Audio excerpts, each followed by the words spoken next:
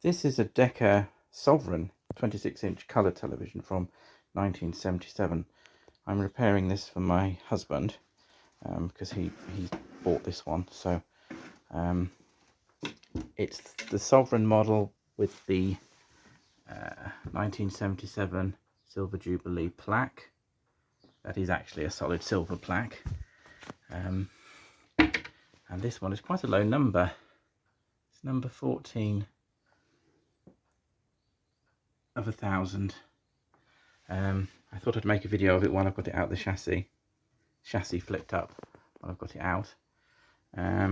It's got two elliptical speakers in this cabinet. This is a metal grille with mesh underneath that needs a bit of a clean. Unlike the sort of Dynatron models, they've gone a bit more to town and put some inlay around the controls. Unfortunately, it's missing its tuner flap. That would just be a black panel that says Sovereign on, so probably make one of those up. Unfortunately, I've got the direct sunlight. It's a very warm day here today, but I've got the direct sunlight behind it, but we'll turn it on. It's got a good tube on it. In rush hour traffic, they lose them. Which is on Sky News at the minute. Here's it's got a glass top on the protect it. So this is the Decca 100 chassis. I have replaced a few capacitors, but not all that many. Some of the electrolytics to do with I think the reason the tuner flap may have been missing is because there was a problem where the AFC was cutting on and off, and basically it was little tantalum capacitors. There's these red tantalum capacitors in there, and I never trust those, so I replaced a few of those, and then it stopped doing that. And then there was a couple of these cracked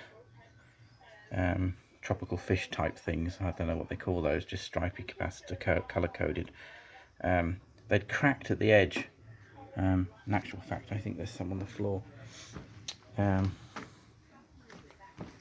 This television hasn't had a lot of use. Again, a bit like the last telly I showed you, the Dynatron.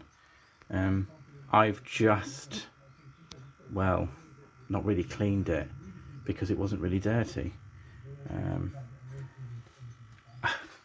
There's the line output transformer box and everything, and as you can see, it's not really dirty, is it? So I don't know really why it's not that filthy. It's not got the dust like you'd expect, and the tube is bright, so perhaps it hasn't had a lot of use.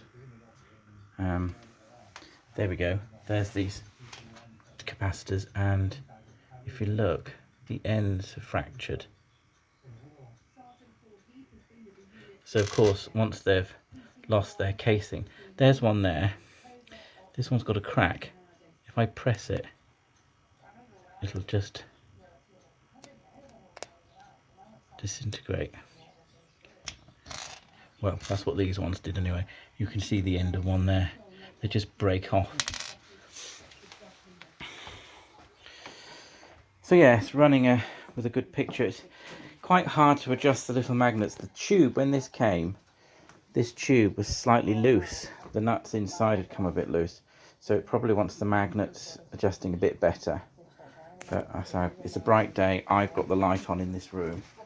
Turn the light off. There we go.